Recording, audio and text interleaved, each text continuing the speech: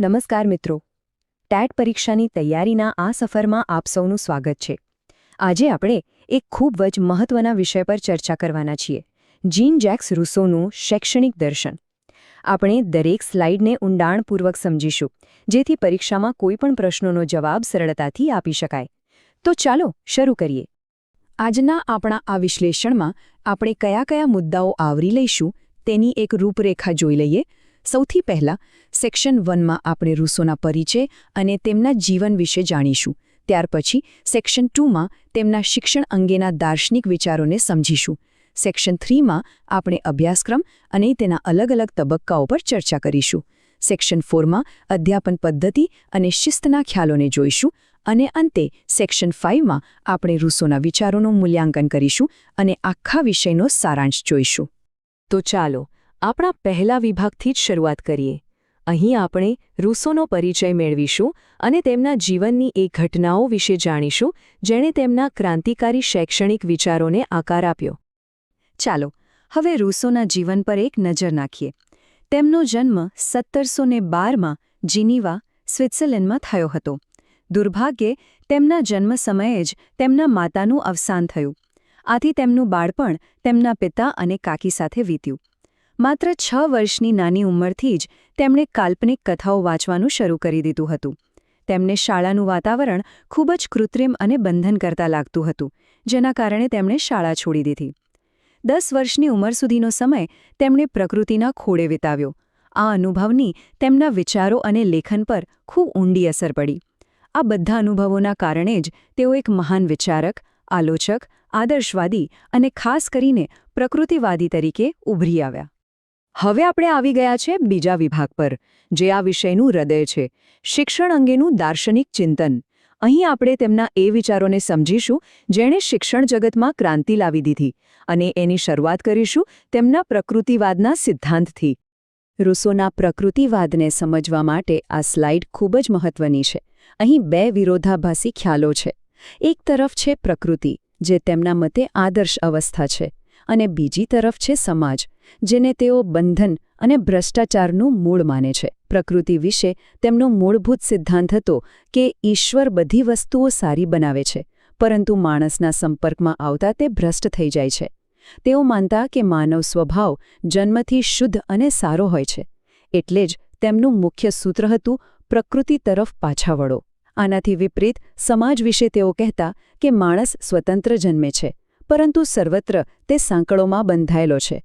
આમ તેમના પ્રકૃતિવાદનો સીધો અર્થ છે કૃત્રિમ સામાજિક જીવનનો ત્યાગ અને કુદરતી જીવનનો સ્વીકાર. રૂસોના મતે શિક્ષણ કોઈ બહારથી લાદવામાં આવતી વસ્તુ નથી, પણ એ તો અંદરથી થતો વિકાસ છે. અને આ વિકાસના 3 મુખ્ય સ્ત્રોત છે. પહેલો સ્ત્રોત છે પ્રકૃતિ, એટલે કે આપણી આંતરિક શક્તિઓ અને ઇન્દ્રિયોનો કુદરતી રીતે થતો વિકાસ. બીજો સ્ત્રોત છે મનુષ્યો, એટલે કે બીજા લોકો પાસેથી જે જ્ઞાન અને અનુભવ આપણને મળે છે તે. અને ત્રીજો સ્ત્રોત છે વસ્તુઓ, એટલે કે આપણી આસપાસના ભૌતિક વાતાવરણ સાથેના અનુભવથી મળતું જ્ઞાન. આના પરથી 3 મુખ્ય મુદ્દાઓ ફલિત થાય છે. 1. શિક્ષણ એ જીવનભર ચાલતી પ્રક્રિયા છે. 2. સાચો શિક્ષક એ છે જે બાળકની જન્મજાત વૃત્તિઓને અનુસરે છે. અને 3. શિક્ષણનો હેતુ ગોખણપટ્ટી કરાવવાનો નથી, પણ બાળકને જ્ઞાન જાતે શોધવા માટે સક્ષમ બનાવવાનો છે. હવે આપણે રૂસોના એક ખૂબ જ ક્રાંતિકારી અને ઘણીવાર ગેરસમજ પામેલા વિચારને સમજીશું, નિષેધાત્મક શિક્ષણ. રૂસોએ વિધાયક શિક્ષણનો વિરોધ કર્યો. વિધાયક શિક્ષણ એટલે શું? એટલે કે બાળકને સમય પહેલાં જ સદ્ગુણો શીખવવા, પુખ્ત વયના લોકોની ફરજો વિશે જણાવવું અને પુસ્તકો દ્વારા જ્ઞાન આપવું. રૂસો આના વિરોધી હતા. તેના બદલે તેમણે નિષેધાત્મક શિક્ષણને ટેકો આપ્યો.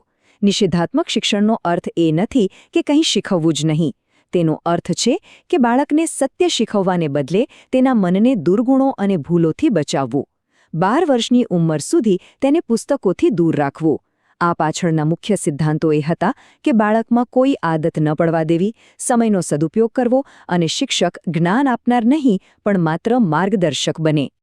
તો રૂસોના મતે શિક્ષણના અંતિમ ઉદ્દેશ્ય શું હોવા જોઈએ? ચલો એક પછી એક જોઈએ. સૌથી પહેલો અને પાયાનો ઉદ્દેશ્ય છે શારીરિક વિકાસ, કારણ કે તેઓ માનતા કે નબળું શરીર મનને પણ નબળું પાડે છે. બીજો ઉદ્દેશ્ય છે ઇન્દ્રિયોની તાલીમ, કારણ કે આપણે ઇન્દ્રિયો જ જ્ઞાન મેળવવાના દરવાજા છે. ત્રીજો ઉદ્દેશ્ય છે એક સ્વતંત્ર વ્યક્તિત્વનો વિકાસ, જે સામાજિક રૂઢિઓ અને બંધનોથી મુક્ત હોય.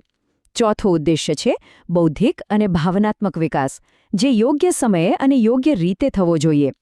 અને આ બધાનો અંતિમ અને સર્વોચ્ચ ઉદ્દેશ્ય છે જીવવાની કળા શીખવવી. જેમ કે રૂસોએ કહ્યું હતું, હું મારા વિદ્યાર્થીને જીવન જીવવાનો વેપાર શીખવવા માંગુ છું. બરાબર છે? આપણે શિક્ષણના હેતુઓ તો સમજી લીધા, પણ આ હેતુઓ સિદ્ધ કરવા માટે અભ્યાસક્રમ કેવો હોવો જોઈએ? રૂસોએ તેને કેવી રીતે ગોઠવ્યો? આ સમજવા માટે ચાલો આપણા ત્રીજા વિભાગ અભ્યાસક્રમ અને તબક્કાઓ તરફ આગળ વધીએ. રૂસોએ બાળકના વિકાસને ધ્યાનમાં રાખીને શિક્ષણને 4 તબક્કામાં વહેંચ્યું છે. ચાલો પહેલા 2 તબક્કા જોઈએ. પ્રથમ તબક્કો છે શૈશવ, જે જન્મથી 5 વર્ષનો છે. આ અવસ્થામાં બાળક એક પ્રાણી જેવું હોય છે. તેથી અહીં કોઈ પુસ્તકો, કોઈ નૈતિક પાઠ કે કોઈ ઔપચારિક શિક્ષણ નહીં. મુખ્ય ધ્યેય માત્ર અને માત્ર શારીરિક વિકાસ છે અને તેની પ્રવૃત્તિ છે મુક્તપણે રમતગમત. બીજો તબક્કો છે બાલ્યાવસ્થા, જે 5 થી 12 વર્ષનો છે.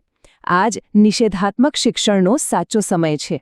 અહીં કોઈ વિષયો ભણાવવાના નથી, પણ ઇન્દ્રિયોને તાલીમ આપવાની છે.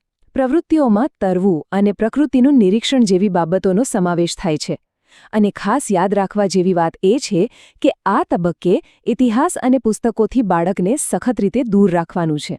હવે આપણે બાકીના 2 તબક્કા જોઈએ. ત્રીજો તબક્કો છે કિશોરાવસ્થા, જે 12 થી 15 વર્ષનો છે. હવે બૌદ્ધિક શિક્ષણનો સમય શરૂ થાય છે. વિષયોમાં વિજ્ઞાન અને ભૂગોળ જેવા વિષયોનો સમાવેશ થાય છે. આ તબક્કે વાંચવા માટે માત્ર એક જ પુસ્તકની ભલામણ કરવામાં આવી છે, અને તે છે રોબિન્સન ક્રુઝો, જે સ્વાવલંબન શીખવે છે. સાથે જ સુથારીકામ જેવી કોઈ એક હસ્તકલા શીખવવા પર પણ ભાર મૂકવામાં આવ્યો છે. ચોથો અને અંતિમ તબક્કો છે યુવાવસ્થા, જે 15 થી 25 વર્ષ સુધીનો છે. હવે નૈતિક, ધાર્મિક અને સામાજિક શિક્ષણનો વારો આવે છે. અહીં પ્રેમ, સહાનુભૂતિ જેવી ભાવનાઓનો વિકાસ થાય છે અને વ્યક્તિને સમાજમાં રહેવા માટે તૈયાર કરવામાં આવે છે. આ માટે ઇતિહાસ અને નીતિશાસ્ત્ર જેવા વિષયો શીખવવામાં આવે છે. સિદ્ધાંતો અને અભ્યાસક્રમની વાત તો થઈ ગઈ, પણ આ વિચારોને વર્ગખંડમાં અમલમાં કેવી રીતે મૂકવા? ભણાવવાની પદ્ધતિ શું હોવી જોઈએ? અને શિસ્તનું પાલન કેવી રીતે કરાવવું? આ બધા સવાલોના જવાબ આપણને મળશે આપણા ચોથા વિભાગમાં. રૂસોની અધ્યાપન પદ્ધતિઓનો સાર એક જ શબ્દમાં કહી શકાય: અનુભવ. તેમણે કરીને શીખવું એટલે કે લર્નિંગ બાય ડુઇંગ પર ભાર મૂક્યો. તેમણે સ્વાનુભવ એટલે કે પોતાના અનુભવોથી શીખવાની વાત કરી. તેમણે હ્યુરિસ્ટિક પદ્ધતિની પણ ભલામણ કરી, જેમાં બાળક પોતે એક સંશોધક બનીને જ્ઞાનની શોધ કરે છે. આ ઉપરાંત નિરીક્ષણ પદ્ધતિ અને રમતગમત પદ્ધતિનો પણ તેમણે સ્વીકાર કર્યો. નીચે આપેલી નોંધ પર ખાસ ધ્યાન આપજો. રૂસો વ્યાખ્યાન પદ્ધતિ અને પુસ્તકો દ્વારા ઘોખણપટ્ટી કરાવવાના સખત વિરોધી હતા. શિસ્તના મામલે પણ રૂસોનો વિચાર એકદમ અલગ અને ક્રાંતિકારી છે. તેમણે કુદરતી પરિણામો દ્વારા શિસ્તનો સિદ્ધાંત આપ્યો. આનો અર્થ શું છે? આનો અર્થ છે મુક્ત શિસ્ત. અહીં બાળક પર કોઈ દબાણ નથી, કોઈ શારીરિક સજા નથી. તેમનો સિદ્ધાંત ખૂબ જ સ્પષ્ટ હતો: બાળકને ક્યારેય સજા ન કરો, કારણ કે પ્રકૃતિ પોતે જ તેના કર્મોની સજા આપશે. આનાથી બાળકમાં સ્વશિસ્તનો વિકાસ થાય છે. ચાલો એક ઉદાહરણથી સમજીએ. જો કોઈ બાળક બારીનો કાચ તોડી નાખે, તો તેને મારવાને બદલે તેને ઠંડી હવા સહન કરવા દો. આ ઠંડી એ તેની ભૂલનું કુદરતી પરિણામ છે, જેમાંથી તે જાતે જ શીખી જશે. રૂસોની શિક્ષણ વ્યવસ્થામાં પરંપરાગત ભૂમિકાઓને સંપૂર્ણપણે ઉલટાવી દેવામાં આવી છે. અહીં કેન્દ્રમાં કોણ છે? બાળક.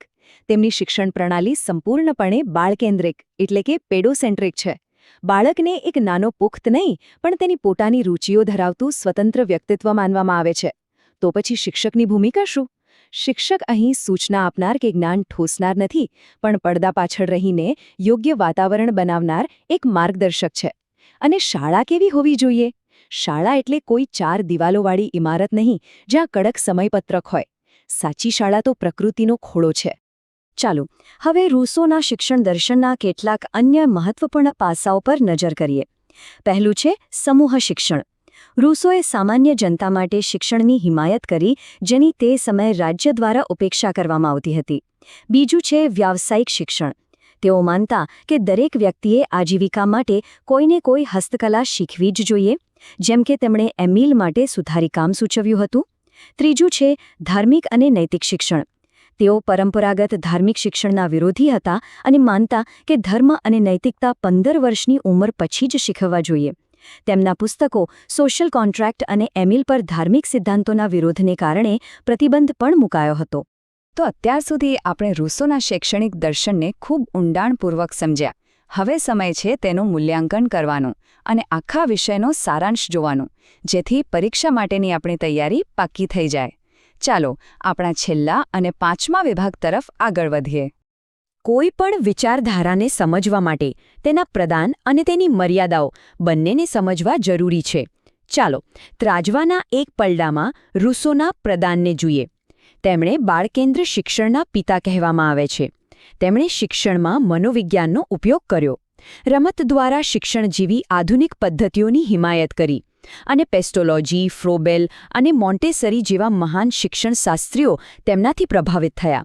હવે ત્રાજવાના બીજા પલડામાં તેમની મર્યાદાઓ જોઈએ.